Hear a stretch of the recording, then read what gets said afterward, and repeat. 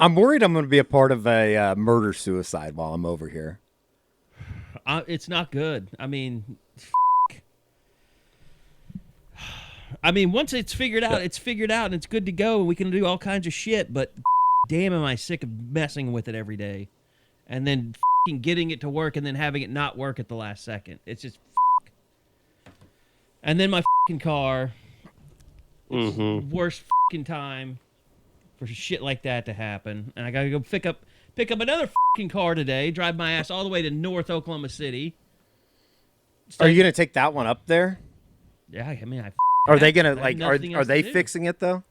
No, they don't fix cars. Yeah. I didn't know. I've called his insurance this morning, and their adjuster's supposed to get back to me, and she's like, well, it's a good thing it's still drivable. And I'm like, is it? Are you a car expert that hasn't seen a car that's got the hood caved in to tell me that it's okay to drive? Because I'm going to have to drive this after it's fixed, lady. Damn it. Okay.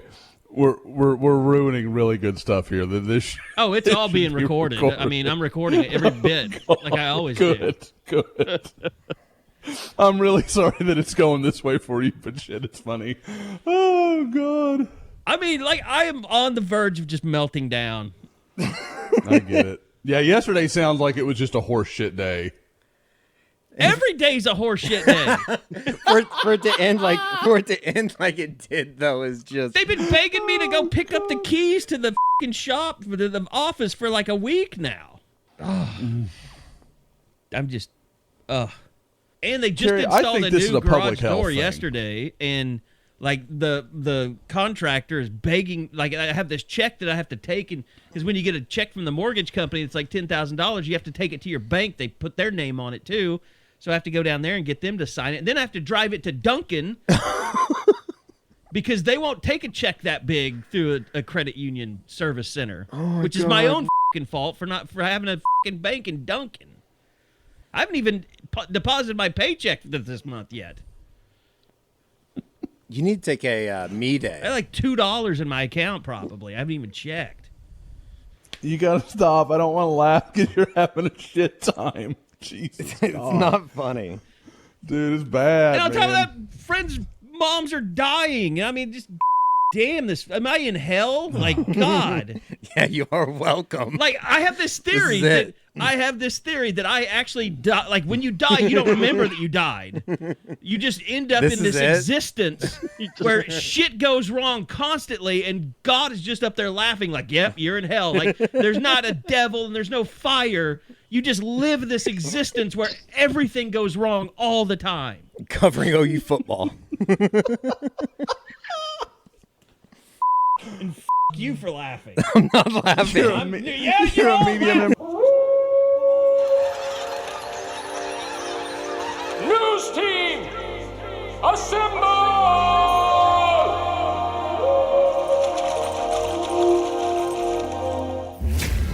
It's back and bigger than ever. It's the unofficial 40 from Soonerscoop.com.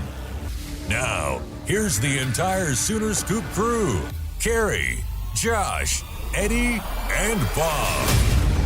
All right, we are back, and it is OU Texas week. Right here on the Unofficial 40 podcast. The entire gang is here for a supersized episode of the podcast in OU Texas. Coming up this weekend, I do have some sad news to report. The Eskridge Lexus post-game podcast is the last time that you'll ever hear the IS 350 roaring down the street for a while. Went out with a bang, though, didn't it? I was surprised at how much people enjoyed the drag. I got multiple people that enjoyed it, that commented on it. That voice that you're hearing is Wave Runner Jimmy, who is the newest star of stage and screen. I am a... Are they paying you in seltzer or... Just out of the generosity of my heart. Grab some clubbies on the way down to Dallas. You know, that's payola. We're not getting any money from them. Well, neither am I. So. They're just No, like, it's hey, just- you want to be on TV? And you're like, I know that- Like, is that like friends of yours? Yeah, that I are know. running I know that? the guys that started it, Okay. and then the people that work for the ad agency. I know one of the girls Is that works for everyone on that set like work for Clubby? it. I don't think any of them did. You don't get Like like those a, are like and you don't get like a piece. of those the are action? those are like real actors. you don't get a percentage point. I don't think so. I hope so. Maybe someday in the future. I don't a know. little royalty or something. Probably, possibly, probably not. They're listeners of the pod though, for sure. Well, good. Well, good luck to you, Club. Bunch of OU guys. Good luck to you guys. Yeah. And if you want to sponsor the pod, we are whores. Yeah, So, absolutely. I've told them before. well, I'm glad they took you up on the offer. Actually, I don't think I've told them that. I just said that. So. Welcome into Josh and Bob, who are here as well. It's been a quite a week. I mean, coming back, the Manhattan trip, even though we went and came back within 48 hours, it felt like we were there for about 4 days for some reason. Yeah, I mean, it was a very quick trip, but felt like it took 5 days. You're right. And it was yet another odd game. But, you know, I still think you take out of it that, the offense looked pretty good. Yeah, do we want to be negative about it, or do we want to be positive? Because if you want to be positive, I feel like there was a lot of good that did happen. It felt like that was kind of the Oklahoma offense that, not necessarily maybe we were expecting from a big play standpoint, but it was the first time all season that when they got the ball, it felt like, okay, they might have a chance to go score. Not like we should celebrate after first downs are achieved. Bob, Yeah, Josh, feel free to jump I- on in and with your Kansas State thoughts, because Lord knows we've given enough of them. I mean, it was, Eddie. That was the first time that I thought you saw Spencer Rattler get into a rhythm. The offense as a whole had some rhythm to it. I mean, and it's really even more impressive when you consider what they were coming from. Like Lincoln Riley talked about, in the post game of the West Virginia, you got to give them some credit dealing with all they were dealing with the fans and everything, and then to go on that drive. Well, then to immediately bounce back, deal with 3 first-half possessions, score on all of them, and really look efficient. I mean, it wasn't just, they're scoring. They were picking up yardage at a good clip. It wasn't like, one big play and that solves the problem. It was good, steady drives, which is what we've talked about Oklahoma needing really the first, half of this season so far. And Bob, I mean, you were on the Zooms post game. You wrote about the game, and I know we left you behind this week, but Eddie and I had an old style road trip. But I think what I think everybody took from it was, boy, Alex Grinch was really pissed off after this game. Is Bob with us? Did we lose Robert. Bob? Oh, no. Maybe that's why it's been Did so quiet. Bob mute himself on his microphone because he's still plugged in? See, I told you, hell. We are living in hell right now. It's hell. Apparently, Bob is talking. He says, can you not hear me? Yeah, we cannot hear him. We cannot hear We Bob. cannot hear We you, cannot Bob. Bob, you may have muted your own mic. Double check and see if that little light Pearl is on. is sabotaging the pod. It looks like a mic. You're talking about the actual mic. Actually, you know what, Bob? That's my fault. That's on me. Okay. There he I is. completely... There. I got cut off 4 different times. I thought you guys just hated me. I was talking. No. Spencer Rattler was on the move, and I was like, Benito had the big return. And I was like, no one cares what I'm saying. I Oh, just walk away. God, I wish I had a feed that was just you, that we could I'm dying. that would have been great. That's funny. No, That would have that's been amazing. totally- Like Bob just it. He just starts putting his headphones down. He He's just didn't- leaving. Like, I'm done with all of you. You just weren't queued up over here. Like, first you don't let me go on the road, and now you're doing this to me. I know you're just trying to get rid of me. I'm done with this, man. So yeah, I'm sorry. I'll start back up. I think the biggest takeaway after the game, Bob, was that Alex Grinch was one pissed off dude. Yeah, I mean, you saw the offense get back on track, and it's almost like you took for granted that, the defense, they're where they need to be, and you never have to worry about them ever again, and that's clearly not the case. And that the practice line is just so alarming, right? I mean, Yeah. 6 games into the season. We like to practice around here. Some of our players don't. I mean, who do you think that was really directed toward? I still really don't know. Like, is it about the older guys that are just assume that they're going to be the ones that get the majority of the reps? Or, I mean, it is the way that he said it is like that stung for at least a couple players for sure. I mean, who could he mean? It has to be guys like Key Lawrence to me. I mean, guys that you think should be making an impact. And maybe he's upset about Justin Harrington in the transfer portal a little bit. Yes. It was weird that Corey Roberson didn't play at all that game.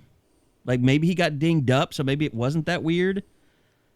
But yeah, I mean, and I just don't know. I think he's got to that be frustrated mean? with his linebackers because there's only 4 guys that he's playing, and those 4 guys are just so like. Who was it? Somebody's writing a Brian Asamoah story this week. Somebody from one of the papers. Was it Eric Bailey?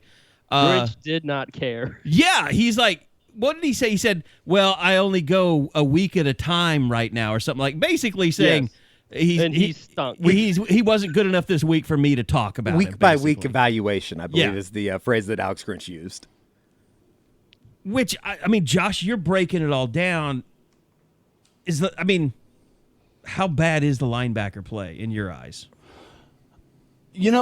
For fear of Teddy Lehman ripping you a new one since Gabe Eichert and you were fighting. I think I just developed nothing but fans. It is what we thought safety was going to be. Safeties are not playing terribly. Turner Yell, before his injury, he was playing decent football. Pat Fields has put several good games in a row. Larry and Turner Yell are leading the team in tackles. Guys, Justin Broyles made my Hot 11 this week. Like, Justin Broyles played decently. I'm not saying he was perfect. How dare you?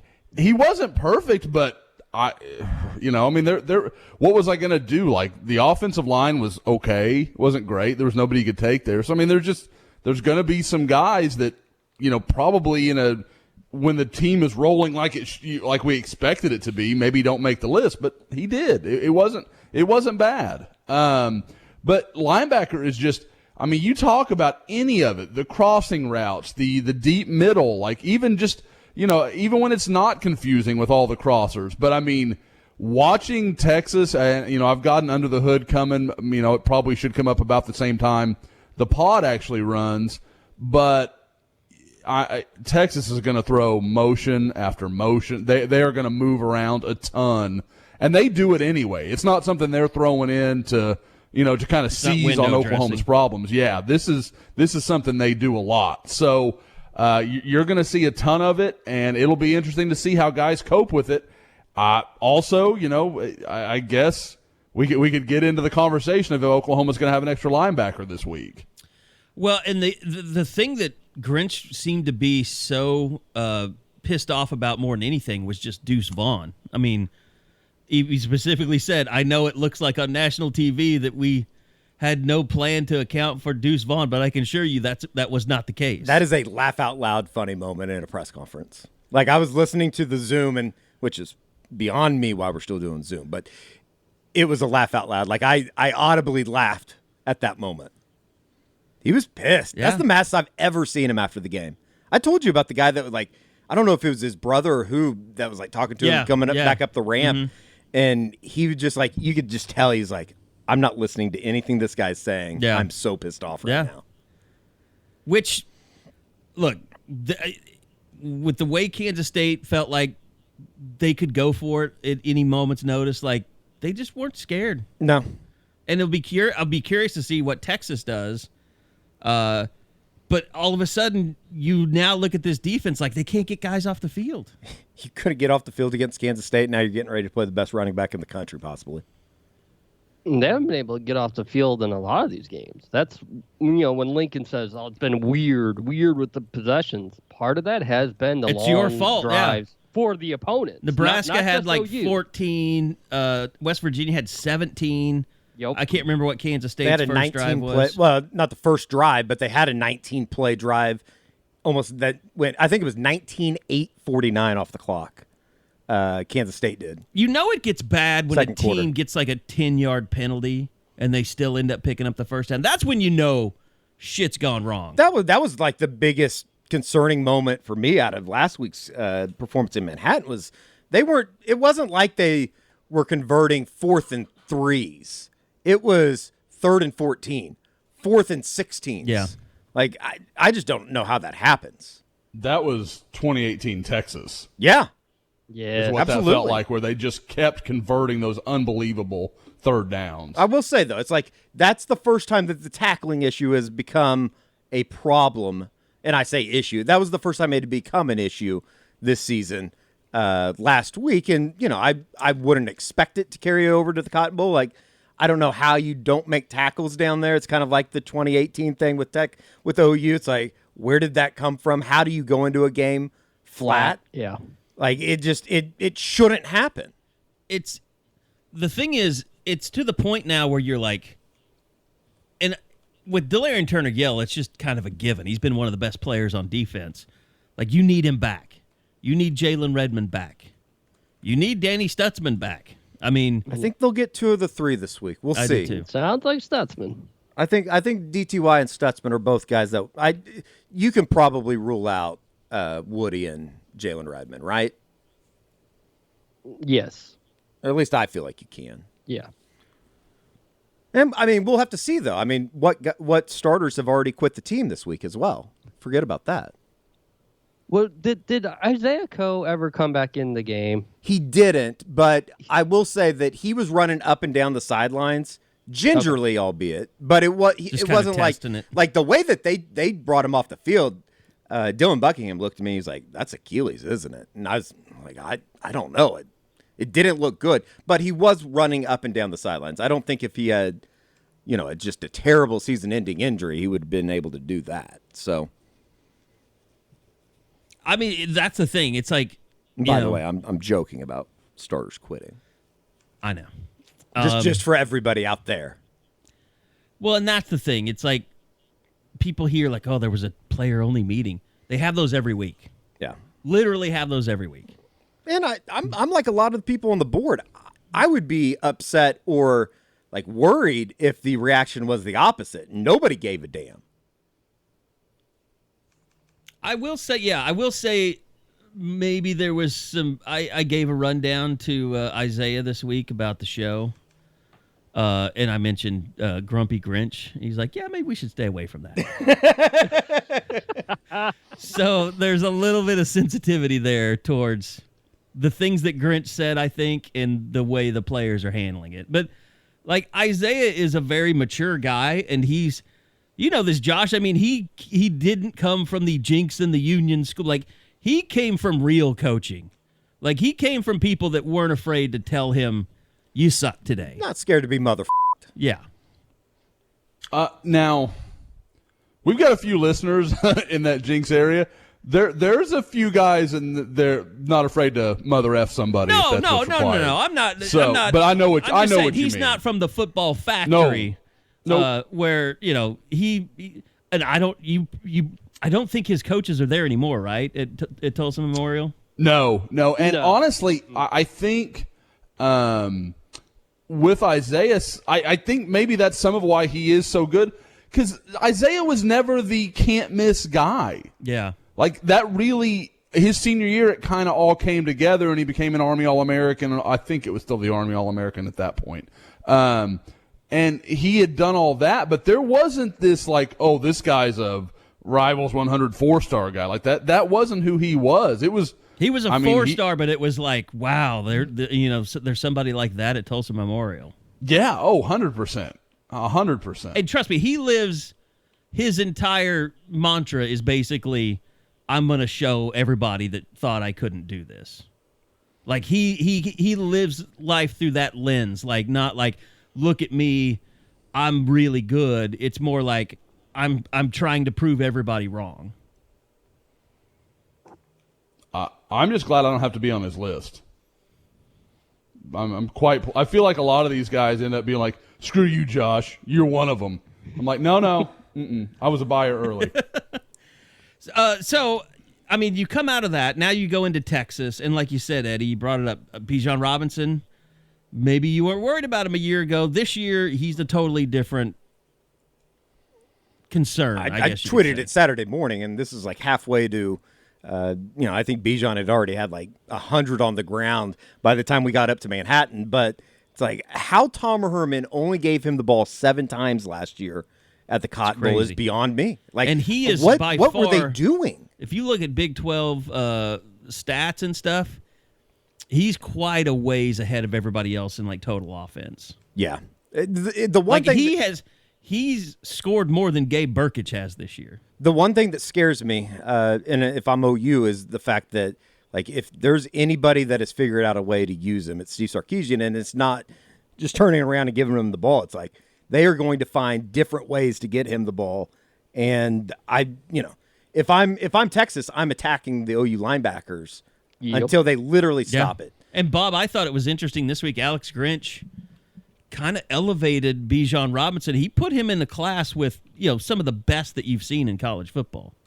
Yeah, he mentioned Christian McCaffrey, Derrick Henry, like those type of game-changing backs, and I think he's right. I think Bijan might be the best running back in the entire country as only a sophomore, and he's not just a running back. He can hurt you coming out of the backfield, and that's where I think things can get very dicey. I can definitely see a 250-yard total offense outing from Bijan coming Saturday. We had Brian Davis on this morning from the Austin American Statesman, and he said that he is as close, and this is about as high praise as you get. By no means I don't think he's comparing him to him, but he said he's as close to Adrian Peterson from once he gets the ball in his hands, he could pop it every time that he's seen since he covered AD back in 2004. Yeah, because the first person never brings him down. He's always going to break at least 1 or 2 tackles. And if you don't have people straining to the ball, as Grinch would love to say, that first guy doesn't get him, he could just take off. What is he, about like 5'10"? Yeah, he's 5'10", 5'11". I mean, I've been in his presence. Like, I covered him at a camp long ago. Josh was there. I was there. I was friggin' there. It's kind of like the Josh Jacobs thing. If they just would have recruited him. Oh, son of a bitch. Come on, Eddie. No, really? This one's actually valid. But believe me, there was some, hey, maybe this guy's worth a look. Yeah, I kind of remember when he was coming out, like, just Arizona, right? Yeah, he's out of Tucson. Yeah. Sal Point is the name of the school. It was kind of like that, okay, he's from Arizona. Like, is the film really kind of comparable for him to be as good as we think he is? Kind of like what DeMarco went through. Yeah, that's a really valid comparison when you think about it. A lot of, because I mean, now everybody accepts like Gorman guys can play. Gorman guys can play with anybody because they play a ridiculous schedule. I think people are just still getting there on Arizona guys. Like, oh no, they're pretty, like Christian Kirk, Mark Andrews. I mean, they've put some good guys into the NFL in recent years. So I think that's going away. But you're right. I mean, there was definitely a lot of people because I remember when Texas got him, there was a lot of people on our board that were like, oh, they took the wrong guy. He's real stinking good. Make no mistake, he's a monster. Now he's been even better than I thought he would be, but there was no question for me he was going to be a really good player. What is Casey Thompson as a quarterback right now, Josh? It's really funny. I literally just got to kind of writing down my offensive thoughts, so kind of perfect timing. When I watch him, what's interesting to me is how little they use his feet. Yes. I guess that changes because kind of like the West Virginia game, I don't know what Texas is going to do with Nick Benito and Isaiah Thomas. Like Christian Jones TCU ate him alive. And thinking of Benito lined up against him or Isaiah Thomas or even Reggie Grimes, those guys going head to Texas is going to have to figure out something, whether it's just going to play a tight end over him all the time. And they play a lot of double tight. So like that's not a reach or anything that makes some sense. Or doing some zone read stuff where they kind of force Isaiah to, read it a little bit rather than just getting to come downhill, whatever it's going to be. There's got to be something there. But Casey's played pretty well. TCU was a little rough. He probably should have had at least 2, maybe 3 picks. I think he missed some zone coverages that were underneath that TCU was running on him. And like I said, it wasn't great, but I've seen him in other moments where he looked really good. It sounds to me like, just talking to people, listening to people, the deep ball, it's very similar to what OU's facing. They're having trouble throwing vertically. That's really been his one real hang-up, and it'll be interesting to see what OU does. Like, if OU's willing to kind of play to that and get aggressive with, putting more and more guys in the box and saying, hey, beat Devon Graham down the field, beat Latrell McCutcheon, beat Jaden Davis. You'd think they'd feel better if it was Woody Washington opposite of Graham. But either way, I think Oklahoma feels like they can fight that battle and maybe use another guy in the box to kind of slow down Bijan. You think with as much focus as people are going to put, and especially Oklahoma's defense, on stopping Bijan Robinson, they try to use Casey's feet early in the game? Something like that. Some RPO, just some stuff where he's outside the pocket and gets to make that option, when he's outside, okay, I can tuck it and keep this for 8 yards or whatever. Because, Casey's a good runner. He's certainly superior to Spencer, but he's not Kyler Murray either. There's levels to it. But, if Oklahoma doesn't respect him, he's absolutely a guy that can go pick up a first down with his feet. What'll be interesting is, does OU go back to that spy look with Nick Benito that they really didn't use much against Kansas State? And I don't know if that's because they had a good feel that Skylar Thompson just couldn't move. Skylar Thompson could not move. You couldn't see this on TV, but when he got knocked down, he had to be helped up. He could not bend his knee. It was crazy. They would come, the 2 offensive linemen would come and grab him by the arms. He would hold his leg out straight while they lifted him up. It might have been one of those things too, though, that I think he re-aggravated something when he chased down Nick Benito on the first series. He made the tackle on Nick Benito on the 70-yarder. He had to have done something, but I think it's just tough to anytime that you have one of those huge ass braces on your leg. I just don't think he was able to It's hard to get up from something with that on. You know what I mean? It was clear. He was in the pocket and he was going to stay there. No doubt. He was not able, unless he had to do a stretch play or something like that, he didn't move around at all. Yeah, which is worrisome that they weren't able to generate any type of pressure. Well, and that's that. I feel like I'm a homer just for even thinking it, but you mentioned Texas's offensive line. I just wonder, okay, so has OU faced 3 really good offensive lines in Nebraska, West Virginia, and Kansas State, or are they just a little bit of a letdown so far? And you look at the stats TFLs and sacks, Isaiah Thomas and Nick Benito and Perion Winfrey are up there. Yeah. So they're making an impact, but they're not. And we all know, we joked about it last week on the Isaiah Thomas show about how many sacks he's missed. Sure. Those numbers could be better. It's probably somewhere in between. And they're not if either one of those guys has a really good game this weekend, they could easily be leading the conference in tackles for loss and sacks. They just need a couple in either direction. But here's my question: is this going to be the worst offensive line that they've played so far in conference? In conference, West Virginia, adding Nebraska. West Virginia wasn't good. They just got the ball out of their hands so quickly. Yeah. Right. I don't think Texas, because they only had 1 sack and 5 tackles for loss, and it's just because of how quick they ran their offense.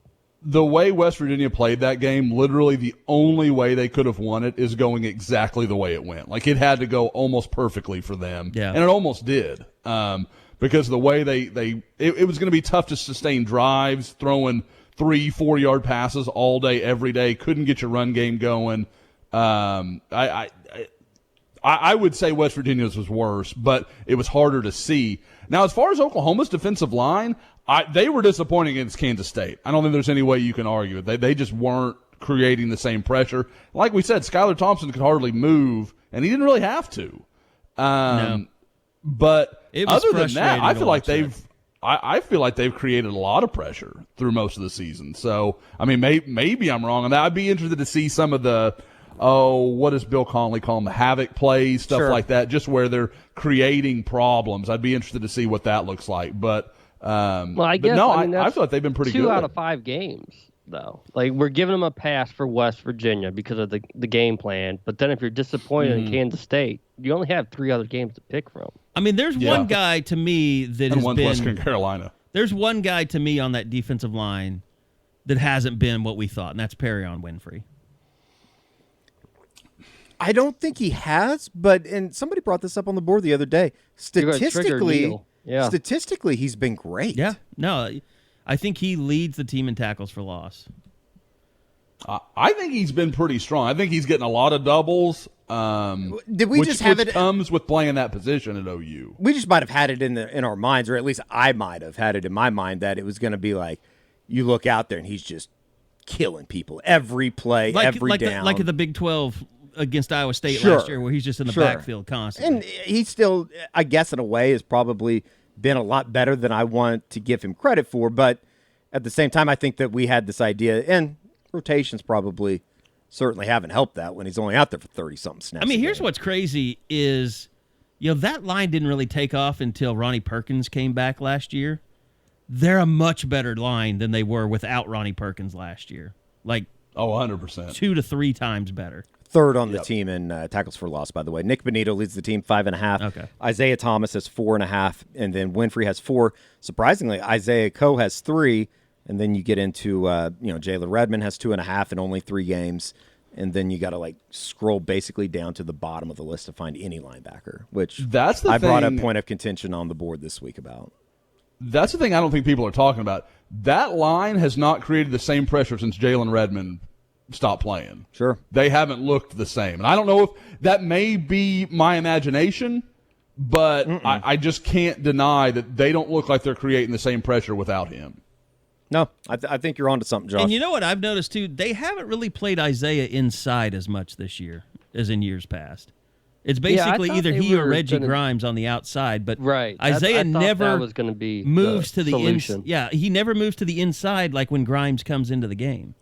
And maybe that's reps and I don't know, Bob, you asked about it this week, but that seems to be becoming a bigger and bigger issue. Is not just reps, but how many reps people are getting. Like that they're not getting enough almost.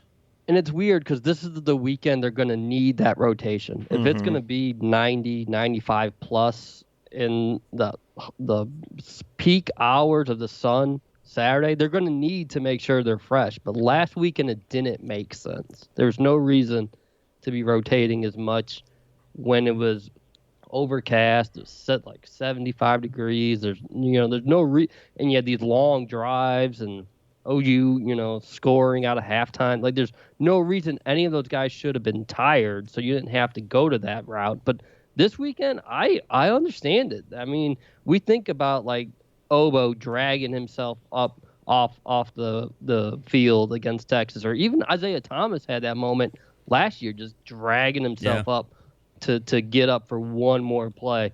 If you can realistically play 25 guys in this game in that type of weather, and you're on the opposite sideline this year, you're in the sun the entire time, I actually am in favor. I'm usually not. I've been more yes, they need to play more, but this Saturday it might be tough to try to make that really happen. All right, I want to take a quick time out to remind you guys, deadsoxy.com is a big supporter of the Unofficial 40 podcast. I know last week, Eddie, all my no-shows were dirty. I need to do some laundry still.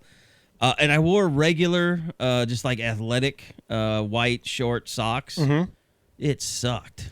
Yeah, I miss the no-shows. No, the no-shows is the way to go, and especially now that it's still hot out. I know people down at the Cotton Bowl are going to be wearing them because you're going to be walking around all around in the fair, and they're perfect for what you have over at deadsoxy.com. And even if you're doing the Stoops get up slacks and coach's polo. Oh, sure. Put on those boardroom socks, the Maker Bayfields, or any of the other 3 new combinations that they've got on the site. They still feel like pillows on your feet. It's fantastic. Fabric is great. They're very breathable, and your shoes will fit better than they ever have before. But use that promo code Boomer, get 20% off your entire order. Just go to deadsoxy.com, use that promo code Boomer, and get 20% off. Also, I know some people are upset about this, but we went to Dead Soxy. We said, hey, we got a bunch of OSU fans that listen to our podcast as well. They reach out to us all the time. You got a promo code for them, and said, yeah, we have Oklahoma State collection, so use the promo code Pete, and you can get 20% off of yours. But for most of our listeners, Edward, they're looking for the OU theme. Yeah, and I would say like the patented technology of keeping the boardroom socks up. The silicone I know that is beads. like one of my biggest. Like it annoys me when I'm wearing something else, and I never do anymore because I go with the boardroom or I go with the no-shows. So yeah, use Boomer. And we've talked so much about the defense, and that's kind of how it goes. Like if the offense doesn't play well, we spend all week talking about them. This week, we spent talking about the defense. But I mean, this is the first time all year that the offense has a chance to come out and put up back-to-back good performances. And obviously, this is a game that Spencer Rattler should have some good feelings about after being benched, then coming back and winning in 4 overtimes. Yeah, he still doesn't like to talk about that. Yeah, I know, like about who getting tried benched to guide him in that way yesterday, and he just rather talk about the experience of playing in the Cotton Bowl as opposed to the individual experience that he had in that second quarter. I'm not going to say triggers him, but it's still not something that he really will go in depth and say what was going on and how did it help. Well, he got booed too a couple weeks ago, and he's responded from that. It's almost like he needs to like have some type of like animosity to get over. I don't know. It's weird. He's one of those guys that's better when he's angry. Sure. Almost that's almost how it comes off. And by the way, who asked that dumbass doubt question in the I don't know. He's an award-winning journalist, Josh. It's called He Todd. needs to get his Zoom volume up. You could barely hear him. Oh, for real? Yeah, for real. Okay, noted. I don't know what that is. No, but it like in a way, and I think it was he told you, Bob, a week ago before the Kansas State game. It's like he came in there on Wednesday and was like, "I love the game plan this week. We're gonna try some things that get me more comfortable." And it was very obvious that was the case on Saturday, and it was getting Jeremiah Hall into the game plan, getting all the H-backs into the game plan. Like that was the offense I think that a lot of people thought we were going to see this year, just from a production standpoint of moving up and down the field, taking shots when he was able to. And even though they weren't able to get those big, electric plays at times, they still moved the ball in a positive way. And that's actually why I asked Spencer the question yesterday. Because if you get those guys involved, someone's left out. Saturday was Mario and Jaden Hazelwood. They didn't do much of anything. It's like there's a give and take, and I just want, what's the mindset of those guys that they have to understand that if Mims is going to have, the 40-yard catch and be more involved, and the H-backs are going to get their touches, someone isn't, and is that going to be okay? You know what I think is the most, I don't know, the best thing for the offense and for Spencer Rattler is getting Drake Stoops involved. Because he always seems to come up with some type of a play that sparks everyone offensively. And he's just an emotional guy. And you can tell, I asked Spencer about that yesterday, like you can tell Spencer feeds off that Drake's stuff. like an unemotionally emotional player, if that makes sense. He's a football guy. Yeah. His body language is like into it, but he's not doing anything crazy to make you feel like it. Guys, something I don't... by the way, Mike Woods, more Mike Woods is always good, too. They could explore that further. Drake, he is the stereotypical, let's be honest, white wide receiver, where coach's kid, hard worker, like all the cliche crap that everybody talks about. He is all of those embodied, but I don't think he got enough credit for that play he made on third down, because it wasn't just about, he caught it and kind of, worked up the middle to make a catch. Thrown behind that him was not a great throw. Yeah, no, it was behind his body, and he reeled it in. If Rattler leads him on that, that's probably an even bigger play. But, I mean, and I'm not getting into that, but it's just that was a better play than I think it looked like on, kind of at face value and real speed. It's crazy that we look up and all of a sudden, since the last 6 quarters, he's 37 of 41. Yeah, That's wild. And all of a sudden, it's like, oh, no, maybe it wasn't his fault. It just feels weird because there's still the yardage doesn't add up to what you would think 37 completions would be. Sure. For an OU quarterback. So it feels like he's still doing something wrong because I'm used to 20, 30-yard chunk plays, and that's not what's going on yet. I don't know if that's going to ever, at some point, you just kind of got to take it for what it is. I don't think that's ever going to come. I mean, they might hit a couple big shots against Texas, and I think they'll have an opportunity. But at the same time, this offense kind of is what it is. Why not take 6-7 yards at a time if you can? Everybody's kind of playing, everybody's kind of taking their page from Matt Campbell and Iowa State. Everybody's playing the umbrella defense now. That's why Kennedy Brooks and Eric Gray got to get going, especially Brooks. Yep, because exactly he right. can get going in a game like this. I thought Kennedy ran the ball really well last week. Yeah. He looked like I tweeted it. He looked like he had a little extra juice. I don't know what it was. He just looked a little more explosive. I don't know if it was because he just didn't get much time against West Virginia or, he had something to prove. I don't know what it was, but I've always been a he's good, not great guy, but he looked pretty good to me on Saturday. I thought that was one of his better games as far as just running hard and kind of finding things that even weren't there sometimes. He's just that guy you watch him, you're like, damn, he's really good. I mean, Yep. It's the most amazing. Reliable. It's the most amazing thing to see him take a run, and you're like, oh, how many yards did he get? 3 or 4, and then 8. you look up, and it's like 1st and 10, he just picked up 15 or something. Yeah, and it's just so consistent. You might have a vision problem. That seems a little concerning. 3 to 4, to 7, I can get there. I but see what 15, you're I'm saying. worried. He's so nonchalant. I about do have a it. vision. I do have a vision problem. But no, I agree. He's one of those guys. Guys, I remember watching him in high school, and it was the same way. You'd look up. I remember talking to Joe McGuire at Cedar Hill now, and he was like, watch this kid. He's unbelievable. Or I'm sorry, he's at Baylor now, was at Cedar Hill then.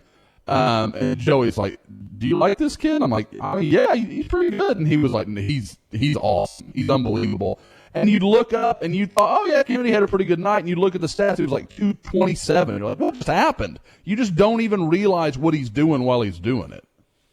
Josh's neighbor there was downloading porn or something while you were talking. You went very digital on us. Oh, good. You're back Great, now. wonderful. Yeah, you're good now, though. Maybe Josh was downloading porn. I don't know. I mean, let's not pretend. So OU Texas this weekend. The fair will be back on. It was kind of. I'm not gonna lie. I kind of enjoyed the empty fair. It was easy to get to the game, easy to get home. Easy to traffic was non-existent. It was just kind of. It was a ghost town, but now this year I will wish be crazy. they had a media shuttle for this game only. I hate this drive-in so much. Where do you? I don't want to give away. Like Eddie said, everybody's got their spots. Yep. Where? Their routes to Fair Park. No, there's 4 ways to get to the fucking fair. Nobody has a secret way to get down there. It all I sucks. just follow Barry Trammell, and he ends up There taking us in are weird less ways. congested ways to get there than others, though. But I love it. I love everything about it. Everything that makes Bob just drives him crazy on Saturday morning. I love it because it's just insanity. Getting over there is insanity. You love going from 75 to I-30. I hate it, but I also love it. He loves how he hates it. Exactly. He loves to hate it. I love to hate it. It's one of those things that you only do once a year, and I'm going to be damn glad to be in it on Saturday morning. Guys, it's something, and I meant to bring it up while we were talking about defense, but it's kind of stuck in my head. How do we gauge the fact that Kansas State got, 17? I know it was 14. It might have been 17 points off of drives that should have been stopped, where Oklahoma literally dropped interceptions that could have killed them, if they were bullets. It was – I mean, they weren't just it's kind of a bad drop. It was the Key Lawrence one. Yeah. I don't know how you drop that because he didn't have time to think about it. It was just It should have been one of the easiest ones on earth because it was just boom there, you make the play. And you're leaping, you're not thinking, you're reacting. And that's usually when you see it go fine. And like I said, I don't know how to gauge that because if you look at it from that lens, that defense actually played really well, especially when you throw in one of the scores was a kickoff return. I mean, Oklahoma's defense didn't allow a lot of points if they make those stops. Now, I realize if is huge, but it feels like they're still getting closer to making some of the plays. Like I said, I know everybody's hating the we're close right now because of what's been discussed offensively for the last few weeks, but it doesn't feel like they're that far off in some things. That's why this weekend kind of almost becomes like a Super Bowl, if you will. And it's already a big game because it's OU Texas and the obvious reasons, but it feels like one of those major turning points in a season where you go one of two ways as far as they're either going to put it together and then you look at the back end of the schedule, the back half of the schedule and say, now the run begins, or you look at it the other way and it's like, this team really is what they are. And the first 5 games weren't necessarily as close as much as they were just, that's what this 2021 team is. I agree. I could see this game being the kind of launch pad to maybe making an undefeated run or being 9-3. Sure. Like I could see either case. And I don't think that means that Oklahoma has to go out and win by 3 touchdowns either. No. You could walk out of there winning by a touchdown or winning by 10 and saying that was a really damn good ball game and this is a team that's taken another step and played as a group. And that's the first time in 10 years I think I would say that. Sure. Going back to 2013, like every single time, like they should beat Texas by at least 2 to 3 scores. Not this year. This is the first year I feel like I think Texas could just be the better team. So if OU wins, no matter the score, that's a good win. Yep, I agree. Because, guys, we have to accept that Steve Sarkisian is superior to his predecessor, if for no other reason than he gets the ball to his best damn player. Yeah. It amazes me how everybody's like, oh, yeah, Bijan Robinson's great. He's been great. He always was great. I don't know what it was crazy watching that TCU game and seeing him run and then watch Roschon Johnson run. Roschon Johnson's a nice player. He's a good second, third back, and you can use him. But the idea that he was taking carries away from Bijan Robinson last year is madness. It's just like I don't know what you're looking at to make that decision. It's the classic OU Texas like talking points, isn't it? I mean, whatever team runs the ball the best usually wins the game. Since 1999, the team with the most rushing yards, I believe, is 20-2. Like it's just how this game is played. And then I don't know. Does it seem like OU, or specifically Alex Grinch, has been more aggressive in this game?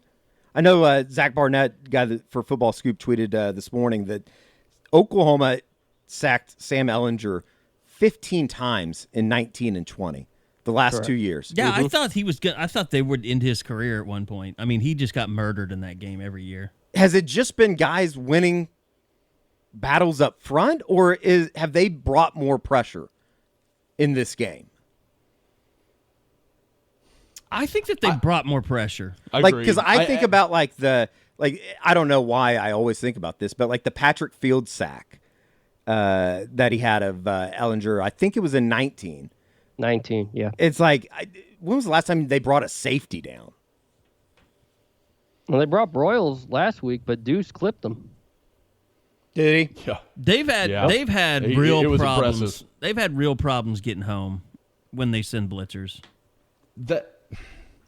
I think everybody just, and Carey, I know it's not you. I think when that comes up a lot, people just think like, oh, anybody can blitz and be good at it. And man, it's not like certain guys just have a feel for it. And the guy, I know I bring him up every time, Brandon Shelby's who I think of every time when I have this conversation. Oh, yeah. Brandon Shelby was like a good, solid college player.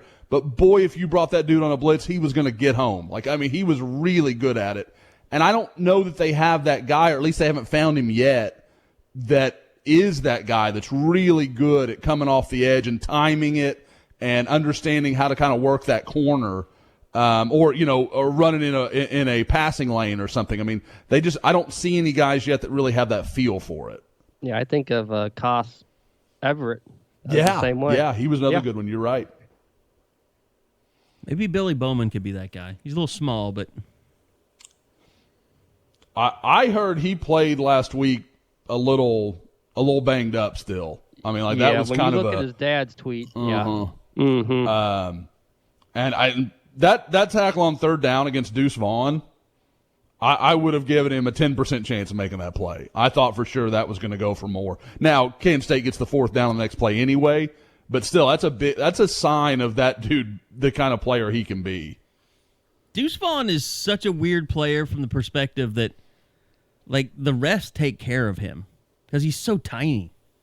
Like in every time, like you would see, We're talking about like on the your video, unsportsmanlike? yeah. Well, that would, but like on your video, you had Nick Benito tackling him up the middle, and he just like kind of laid him down like a baby when he knew he could have just crushed him. And then there's another play where Nick Benito is chasing him, and the refs are about to blow the whistle, and here comes Isaiah Thomas and just kills him. It's probably like one of those things that like you just can't get a good grasp of him, if you will. And I mean, yeah, Patrick Fields was dumb to kind of put him down like that, but it wasn't like a real body slam. But it wasn't after the play. I mean, I know that it was the wasn't thing. after the play. That That was the made thing. no sense. I just don't think that you can body slam a guy. You just can't do it. I mean, it was just Guys, he's on the unnecessary ground when they roughness. blow a whistle. Yeah. Yeah. Yep. Like I don't. What is he supposed to do there? I think don't know. lay him down, like just not. If he wouldn't have, if he would have gone down with him, if that makes sense, like if he would have thrown his body with them, Yeah. I don't think they call the penalty. But because he like is actually like tossing him like a rag doll, Yeah. I think they had to. I don't think it's right, but I do get it. That is. A lot of people like to talk about like that's soft. That is soft shit to me. Like he's doing his job. No rules were broken. There's nothing that says he can't do what he did. Right. It just was extra mean. It looked. Yeah. It looked mean. Yep. It looked like the when you sometimes when those guys pile drive them, take them over their back. 100%. Kind of a half-hearted attempt at that, I think. It was Pat using the only advantage he had, which is leverage of height. He was like, well, if I lean back, Deuce's feet can't touch the ground anymore. I can actually get his ass down. Yeah. Like, Deuce is just strong in the lower body. He's tough to pull down Just like a that. weird dude, man. Anyway, I know offensive line, Josh, was a big topic this week. And I think the thing that's hard to get past for everyone is just that how are you going to tell me that certain guys are playing good when they're doing boneheaded stuff? And that's, Orlando Brown had that history when he was young. Who was it? I can never remember his name. Drew Samia. Remember the time he spit in the guy's face from West Virginia? Awesome. He got kicked out of the game, didn't he? Or he should have gotten kicked out. I don't One know of if he the got two. kicked out, but he did get kicked out. Did It he was a get kicked Norman, out? right? Uh-huh. It was a Norman. Yeah, he got that was kicked out. Norman. He got kicked out. But it's kind of like Rattler, isn't it? It's like you overlook a bunch of stuff with Orlando and Drew because the totality of their play was like, okay, they can screw up one time, just don't make it a habit. With these guys and with Tyrese Robinson, you get four Chris penalties. Murray and Tyrese Robinson. Those are the two guys. Like 7 penalties on the offensive line, that gets you beat this weekend. No doubt about it. Oh yeah. Oh, I mean, and you're right, Eddie. Like it's kind of like the Miami of the 80s. They would lead college football in penalties, but it didn't matter because they were so damn good. They just go convert 3rd and 23. Like, it just whatever. We're going to do it anyway. So it didn't matter. Or their defense was going to shut you down even if they put you inside their own 50. Like, they just didn't care because they were better than you. That's what OU's offensive line used to be. Okay, fine. We'll pick up the extra 5 yards. We'll pick up the extra 10. Doesn't matter. We'll take care of business. They're not good enough right now to overcome those mistakes. Sure. And so you can, and that's why it gets looked at like that. Tyrese Robinson didn't have a bad game if you take the penalties out of it. He played okay. He played pretty well. But he just had the most glaring penalty in the game. Yeah, you just can't murder you're not good enough to overcome those mistakes over and over again. I still I have never seen Lincoln Riley light into somebody like he did Tyrese Robinson. And that was before they ran back the kickoff. Yeah. God, I mean, he almost single-handedly really screwed him. Between he and Grinch in the postgame, one thing we did not read from fans on the corner was the coaches are just passive. They're being pussies. Like, there was none of that because they were furious. So mad. I would say mad. I would say that if you're not mad of the coach at a coach right now, you're scared of a coach right now. It's one of the two things. They've just been relentless. Well, especially Grinch. It's good. I mean, I guess it's not technically a terrible thing. I mean, I'm not a big fan of it's not for the right reasons, obviously, but I'm not a fan of the whole I wish they wouldn't be so mean to him. They're going to get in the portal. Well, like, you can't go through life living like that. Like if somebody's going to get butthurt and jump in the portal because they got yelled at, they just need to go in the portal. Honestly, I don't think that there's you a bunch do things of the way you're going to do them. I don't think there's a bunch of kids that do enter the portal because they got yelled at. Yeah, you know what I mean? I think there's an overreaction to that. Like, sure. It's just like they're going to take away your credentials if you keep doing it. No, they're not. Yeah. It's just like it's an overreaction. Yeah, maybe that's what a kid says, but there's also probably some like underlying reasons why somebody would go into the portal. I mean, you look at, like Nick Benito. He's from South Florida. You guys have seen some of the high school, like, I can't even remember the one back in the day. I think it was following Miami Central. When the coach literally tackles one of his players on the field. Like, South Florida is different. Those guys, you're not scaring Nick Benito with some mean words. Like, that's not going to happen. So, and I mean, he's just one example, but it's not like these kids are football players. They play football their whole lives. They've probably been dog cussed since they were 13 years old. Lord knows I was. So, like, I don't know why I'd be any different than them. South Florida was the birthplace. I'm sorry, Bob. Josh just wasn't good. No, that's 100%. Like, I deserved it. They were like, okay, but we need you to be great every day to these guys. Me, they were like, just stop being terrible.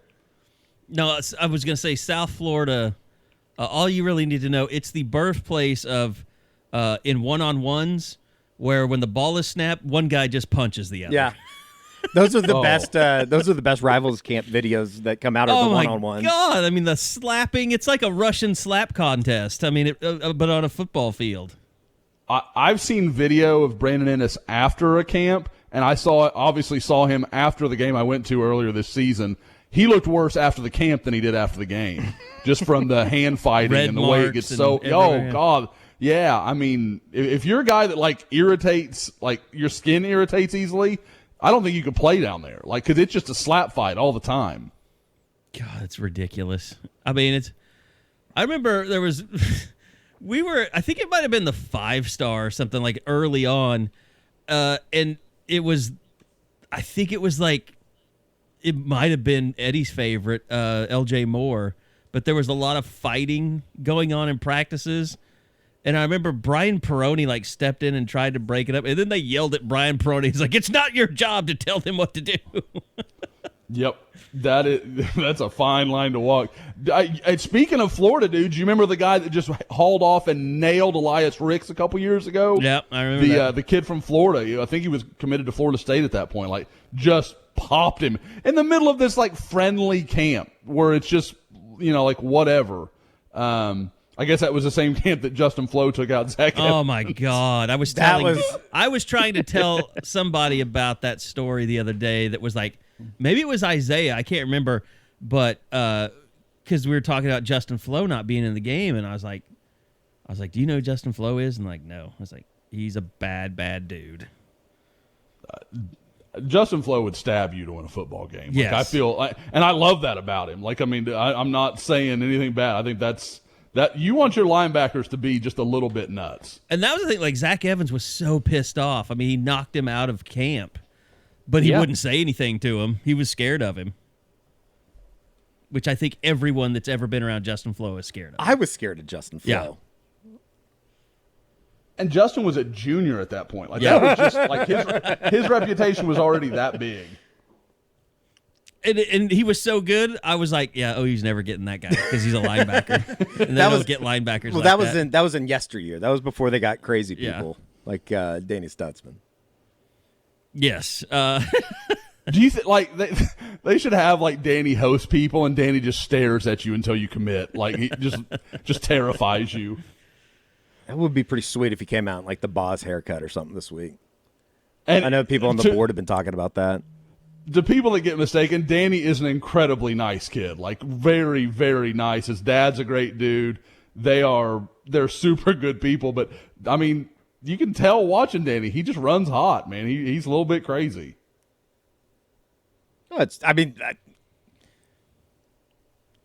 Perry good called you cuckoo. That's all I need to know. Yeah, exactly. Exactly. That passes the smell test right there. Exactly. What was it? Anyway.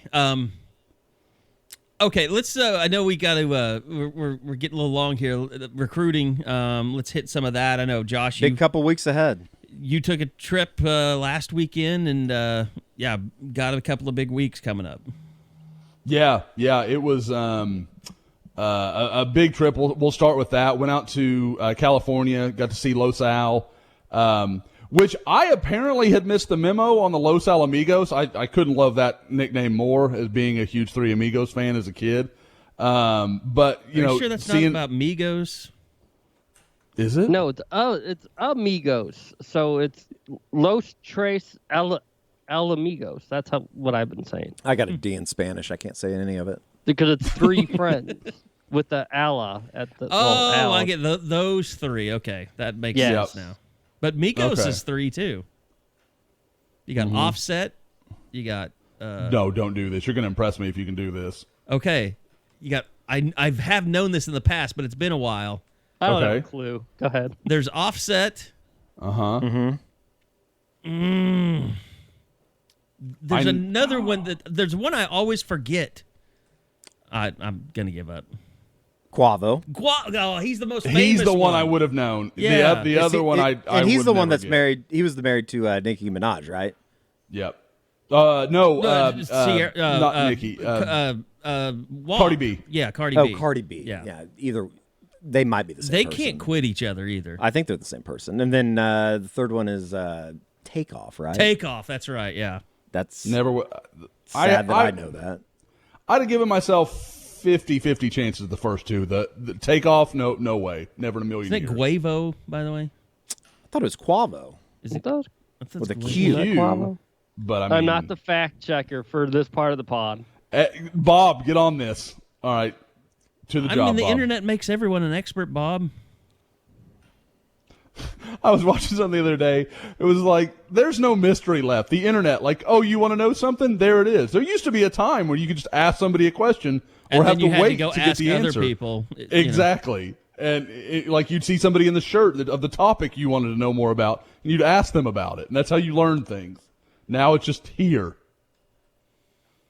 So anyway, your trip out to Los Al. Yes. Let the man that works for the internet company start talking some more. Yeah, there we go. Go out to Los Al, see five-star quarterback Malachi Nelson, obviously committed to Oklahoma along with his two receivers, DeAndre Moore and Mekhi Lemon. Malachi, when I saw him in the spring, I thought he looked a little cleaner than he did in this one. But, like we always talk about, what you see in college seeps its way down into high school. I think very much what he was looking at defensively is a lot like what Spencer Rattler's looking at on Saturdays. People were dropping off. They were trying to keep everything underneath. They were trying to force him to throw to Lemon and Moore short if they were going to do it at all. And he ended up dumping off to his running back a lot. And to his credit, Malachi looked very comfortable. Like, okay, that's what you're going to give me. I'll take that. So he was like 15 for 22 for, something like 160 yards or something. I mean, it was very, very modest stats numerically. He did have 4 touchdowns, but it was a lot of work was done on the ground. Some of that was by DeAndre Moore, who is a super tough, physical guy, much bigger than I expected him to be. He is big, well put together. He's a guy that'll probably play in college at 205 maybe. I mean, he's a big,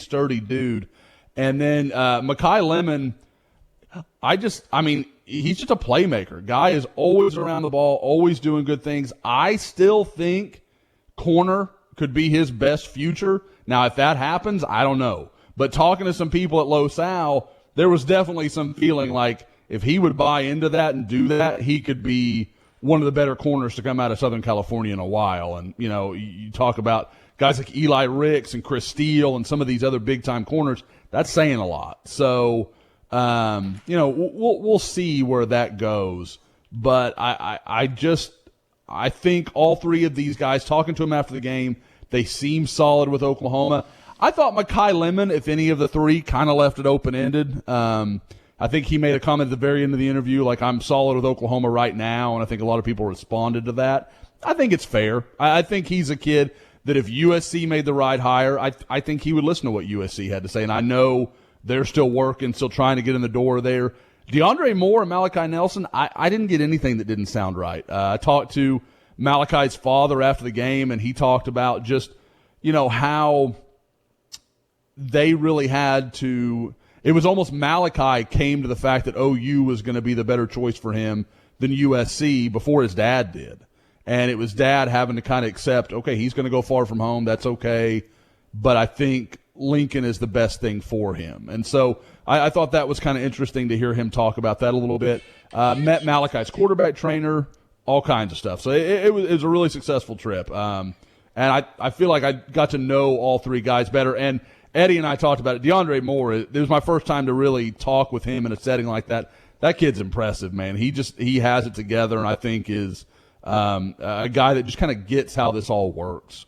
Is Moore ranked a little too low? Maybe. I could buy that. He is I think he unlike Lemon, who is a very I think is an athlete. I mean, I think you could make an argument on either side of the ball. Moore is absolutely a wide receiver. That's where he belongs.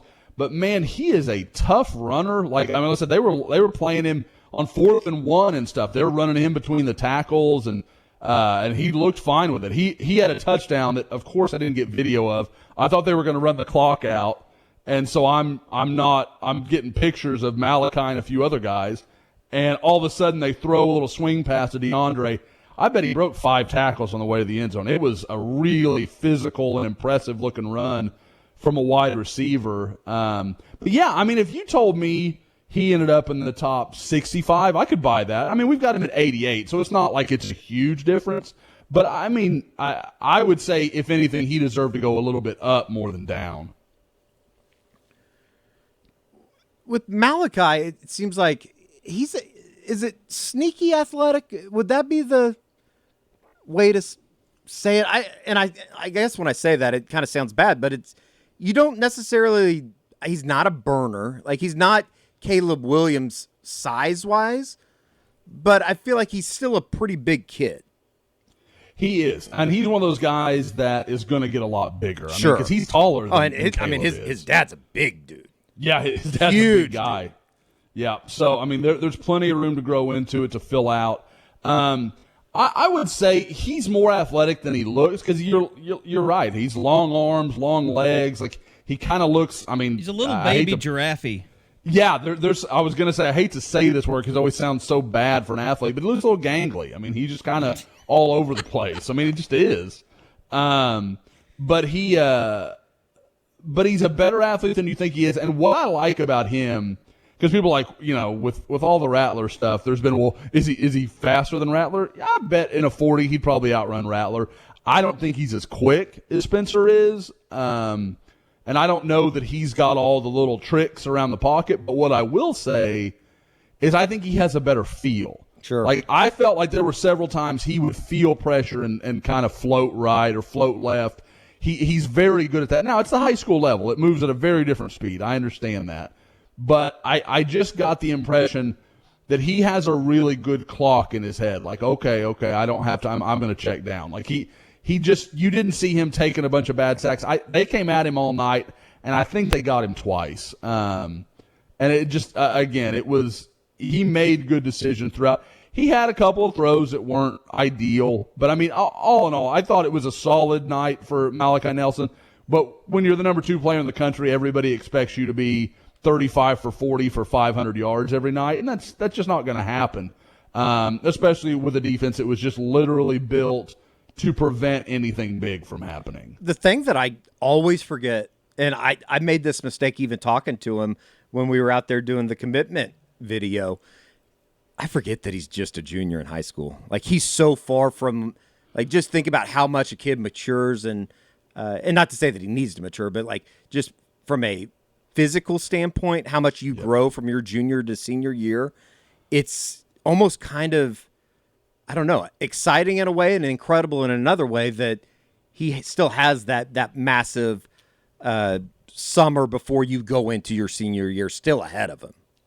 Well, and unlike a lot of kids from, obviously a lot of our listeners are going to be Texas, Oklahoma, where the kids pretty much played normal high school seasons. I mean, there were some abnormalities and, we had a game canceled or whatever.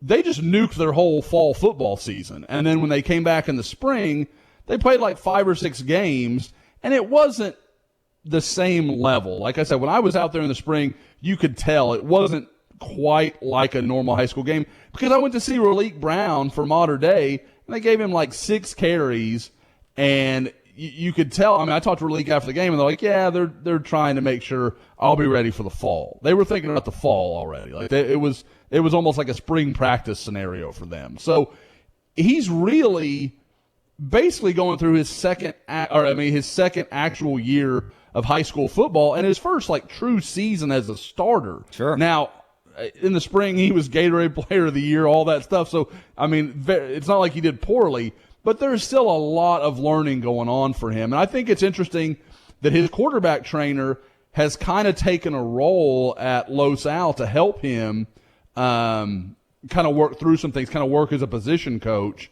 So he's getting a lot of that repetition, the same message, this is what we do here, this is how we do this. So there's a lot of that kind of can help him develop, and I think that'll be nothing but good for him as he just continues to become more consistent. Because like you're talking about, when you're a guy that's long, it's real easy to get out of whack. You can do some different things.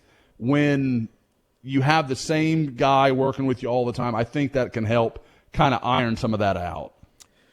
From California, you caught the, I guess that was, what was that, like an early flight over to Denver on Friday night. I was more excited to see just how kind of cool it was outside up at Highland Ranch. But you were able to see Gavin Sawchuck for the first time, Josh.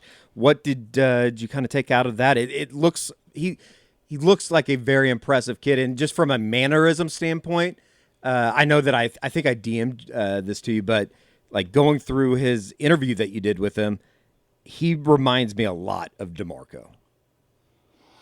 Yeah, there's some of that. And it was interesting, it kind of brings me to something. I was talking to somebody on the sideline, and they were saying that they thought Gavin was going to go to Notre Dame. That was kind of what the rumor around the school was.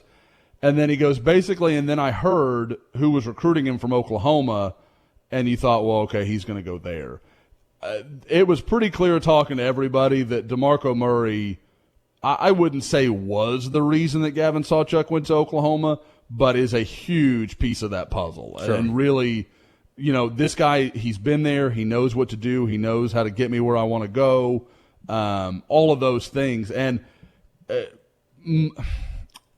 just a very mature guy. Yes. Like, he gets it. He understands. It's a business. Like, he already looks at this in a way that when he gets to Oklahoma, it's not going to be culture shock for him. He thinks of this as a business. Talking to his dad, talking to his brother, they're just that's a group that just understands what it takes, what they want to put in. Again, I couldn't have been more impressed with his program. I'd never seen Valor Christian in person before. For those that don't know, Christian McCaffrey is a Valor Christian alum. They've put out plenty of quality players, and he looks like the next big one. He didn't really get to kind of like Malachi the night before. They weren't going to let him beat them. The team they were playing that night, I think it was Mountain Vista. And they were putting 8-9 in the box, playing man-to-man outside. Like they were just fine, let the quarterback beat us. And he did. I mean, they ended up getting drilled. Sawchuck still had 4 touchdowns. It wasn't a bad night, but you didn't get to see him show off his speed, which is really what his game is. And he reminds me a ton of Kennedy Brooks as a player. Like, just that same one cut, wants to get upfield. And the difference is Gavin Sawchuck's like a 500-meter guy. Kennedy can run, but he can't run like that. Most guys can't. So I think when you look at some of the stretch stuff and things like that OU's going to want to do, he could be really, really lethal in that role. All right, you guys mentioned big couple of weeks coming up as well. Some commitments out there to be had. Josh, just kind of fill us in on what to look forward to for OU fans the next couple of weeks. Yeah, next Tuesday, which will also be Tiffany's birthday, so I get to juggle those 2 events is going to be a lot of fun. But Gabe Dindy, depending on who you look at, 4- or 5-star defensive lineman from Lakeland, Florida, is going to announce his decision between OU and Texas A&M. Visited Texas A&M last weekend for the Mississippi State game. I think OU fans should ring a cowbell as they listen right now because that worked out pretty nicely for them. Just talking to people, I still think OU's in good shape. I think they were a clear leader going into that visit. I haven't gotten the impression talking to anybody around A&M that anything changed there. I obviously like the visit. You know, he's familiar with that staff, likes the program, likes everything about them. I just think there is so much comfort, and he's been involved with Calvin Thibodeau and Lincoln Riley and Alex Grinch for so long that I think it's just hard to envision him doing anything but picking Oklahoma on Tuesday. So I think that's going to be what it is. I've had my forecast in for a long time. Really don't want to have to change that at the last second, but I don't think I'm going to have to. It looks pretty good for Oklahoma right now, but I won't say this is a situation where, you know, wink, wink, nudge, nudge. Like, it's not like that. I don't think he's told anybody, and I think he's going to play it close to the vest until he announces it. But barring something unforeseen, I like I said, I like where Oklahoma is. All right. Is there one other? There's one other, right? Yeah, Gentry. Yeah. Gentry will decide. Week after. Yeah. Yep. It's the 19th. It's exactly a week Monday. after Gabe's, if I remember right. Is it the 18th? 19th. Okay. It doesn't matter. So, Gentry will announce the next week. Gentry Williams, Rivals 100 No, I corner think from you're right. Booker T. I'm Washington. sorry. 18. Okay. Monday. Okay. Yeah. Monday. And another guy that I like where OU is. There was a point in the summer where you kind of wondered, because he was talking about USC a lot. He really loved his Florida visit. There was a lot of stuff happening there. Talking to some other reporters that cover the other schools he listed in his top 4, which were Oklahoma, Florida, USC, and Missouri. I talked to all of those guys, and there was absolutely, this is why we could buy the school we cover landing this guy. But it always came back to, I just don't see him not picking Oklahoma. And whenever you get a kind of a consensus like that, there's probably a reason behind it. Gentry, he's never made any bones. Grew up an Oklahoma fan. At one point in his recruitment was very close to committing to Oklahoma. I think I've told that story in the pod. Went to the LSU Peach Bowl game. I think that pushed him back from the ledge a little bit. He got a little concerned, wanted to see where OU went defensively. And I think they've answered a lot of his questions. And so I think Roy Manning, largely Alex Grinch. People like to talk about, can Alex Grinch recruit? Gentry Williams is a Alex Grinch recruit. That has been his primary the whole time. And he's done a really good job with him, built a good relationship. The family trusts Grinch. I mean, there's a lot there that works for OU. And so I think that answers some of that question. But, yeah, so this is a potentially huge win for Oklahoma. You get those two guys in back-to-back weeks. I mean, when's the last time OU landed two, borderline top 50 guys in the country on defense within a week of each other? I mean, sure. I bet it's been 15 years or more. I'd have to go back and look through it. But, it doesn't happen very often, and B, Oklahoma hasn't recruited like that on defense in a long time. All right.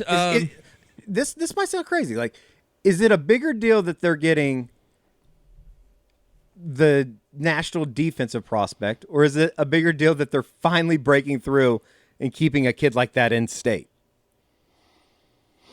Or I guess the answer is probably both. yeah, But if you had to choose, I think it's got to be the top. I think it's got to be getting the elite guys. Now, there's no question if OU can get the doors back open and get everybody at Booker T comfortable with OU again, that's huge. Because Booker T, at least every 3 years, is going to have a guy that OU wants. I mean, they're just that level of program. You add that into Jinx, Union, all these other schools, then Oklahoma really has a chance to kind of lock down some of the key places in their state. Bixby as well with Luke. So, and then you throw in the possibility of Micah Tees. I mean, sure, where that is. But yeah, and I can tell you right now, Booker T already can tell you who their guy is in 2024. I mean, they think they've got another guy in that class. And I happen to think he's really good too. So there Covington? Now he'll be, we won't get in the weeds with that. He's going to be an interesting fit for OU. We'll have to see where that goes. But like I said, Booker T is a school you have to have a relationship with. You have to have a good spot. So Gentry, growing up an OU fan, kind of a unique scenario for OU. This was big if they can, I guess this will be big, if they can land him and really start to turn that storyline where, Booker T guys go to Arkansas or go to Oklahoma State or whatever it may be. All right, I think we're good. OU Texas, going to be a big one. Going to tell us a lot about this Sooner team. I don't know what's going to happen in between now and kickoff, but I don't think you're going to see Steve Sarkisian or Lincoln Riley fingering a girl's butt in a bar anytime soon. I was wondering if we wanted to get in some Urban Meyer talk today. Of course I want to get it. Burying that scumbag has been like my favorite thing all week. What a loser. Bigger than Lou Holtz? Ooh.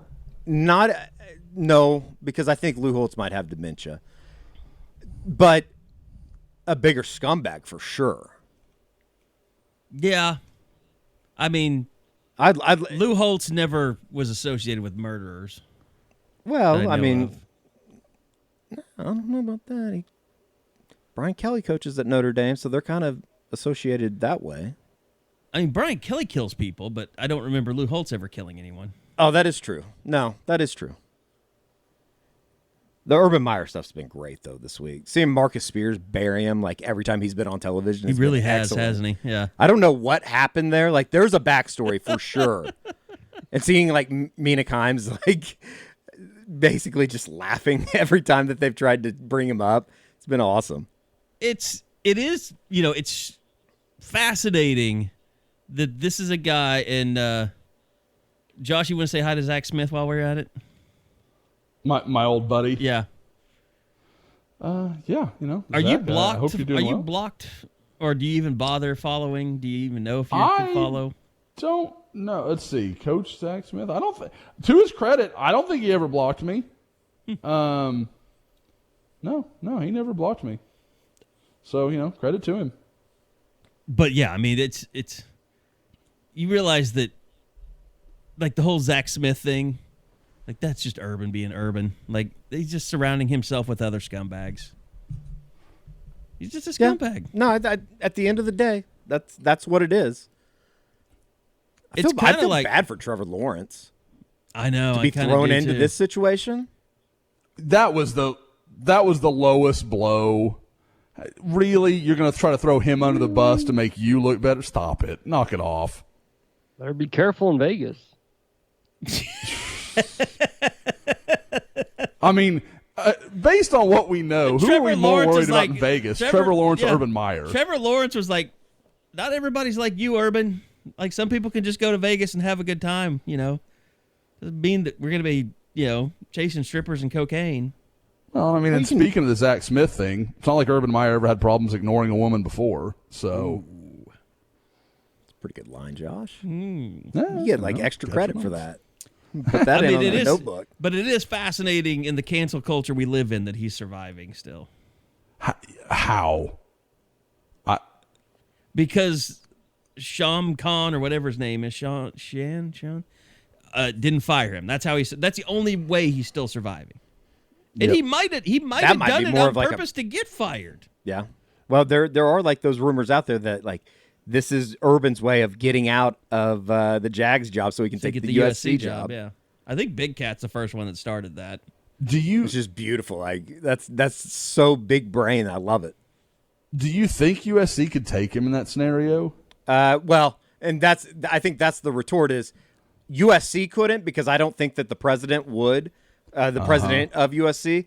I know a school that's going to have a coaching opening that would absolutely do it, though. It just depends if Urban wants to live on the bayou. Oh, yeah. Mm-hmm. I mean, guys, is there anything that we've ever been more right about, by the way, than how this thing is going in LSU? Guys, we were talking about that after the Peach Bowl. We're like, I still don't buy it. Like, I still like, and I'm not saying like none of us were like, no, that doesn't. It won't last. Yeah, you don't suddenly and fix then it. When like you didn't suddenly become a great. When everyone got drafted, you're like, yep, now it's falling apart, and we're just waiting. It's a time bomb. It's ticking. Well, I think what did they say since the national championship game? He's 8-8. God, something is it like really that. that bad? Yeah, there's something along those lines. Pretty Well, close, losing. yeah. I mean, like we all saw it. It was his coordinators. It wasn't him. Yeah, Joe Brady and Dave Aranda, who obviously is running a pretty damn good program down in Waco. Yeah. Oh, you'll see here in a couple weeks. Did you guys hear the call in to his radio show last night? To Aranda's or O's? Orgeron. No, No. Guy called in and said that it's his. I think it's my sister's birthday. Love it if you could wish her a happy birthday. She's there tonight. He's like, oh, happy birthday, young lady. And then at the very end he said, she's blonde too. Just don't go have sex with her. And it is awkward and awesome. And you can hear like the anger in Coach O's voice, and he says something to the effect of like, "We got a place for people like you that like to mouth off down in wherever the he's from, South Lafourche." Yeah, and it is like that thing is going. They get beat this weekend in Lexington. It's going to get even worse. It was pretty good. Yeah, there's no reason that Kentucky won't beat them. I mean, they're 3.5-point favorites. Kentucky is. I mean, all of a sudden, Mark Stoops got a football team over there. He's done, guys, seriously underrated job there. What Mark has done. I mean, did you know he is he and Saban are the longest tenured coaches in the SEC? That's crazy. That's wild that he's been there that long, but he's had a lot of success. Guys, he's beaten Florida with Terry Wilson and Will Levis. Yeah. At Kentucky. That's insane. And I love Terry, but Terry was limited. You know the Florida stat that's out there this week.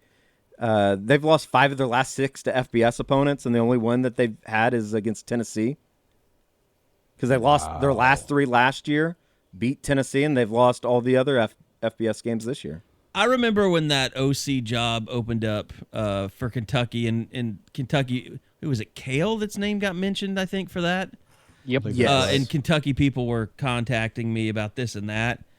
And the stuff they were telling, like, I haven't, I'm usually doing games on the weekend, so I'm not just sitting down watching Kentucky, but the way they portrayed his style of play, I'm just like, yeah, I'm glad I'm not covering that team because it is strictly built to shorten games and let defenses win.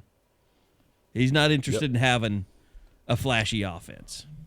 Does he not want one, or does No. he just know I don't have one, so I'm going to play? He does this not way? want to play that way. Like he is play NFL kind of. Yeah, he pro does style. not want to play, no huddle, spread it out, throw it all over the place. He wants to control the clock because he believes in defense. And, who's to argue with him? Yeah. He's winning with defense.